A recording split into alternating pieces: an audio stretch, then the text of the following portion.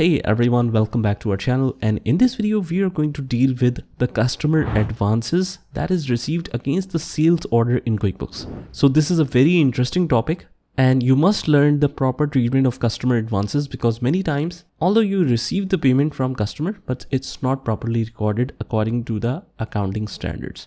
So let's get started.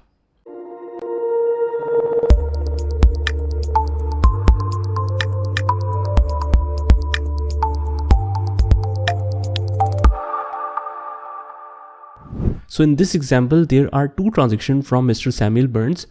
We have received a sales order of a bigger amount of nearly 720,000. So we have demanded from our customer to pay us some amount in advance, and they agreed on it, and they have given us 400,000 in advance in cash. Now this customer advance is a liability on us, because in future either we have to deliver the goods, because we have just received the cash and we haven't delivered any goods yet, right? So either in future we have to deliver the goods or we have to return back that cash amount. So this amount is a liability to us. So let's see how we can enter this in QuickBooks. So first of all, I'll go to chart of accounts and create a new account under the other current liabilities. Let's continue. And I'll mention the name as customer advances and save and close. Now I'll link it to a service item. The next step is I'll go to items and services and create a new item, which will be a service item. And let's name it the same, which is customer advances, and link it to the same account, that is customer advances. You can paste the description here as well. Let's click OK. So now that we have set the customer advances, I'll go to the home tab and click on create sales receipt. Now you might be thinking that we are not selling anything.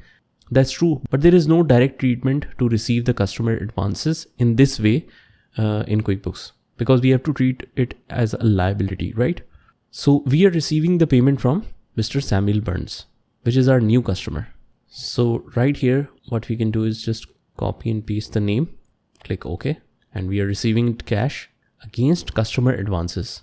Now just mention the total amount here, which is 400,000.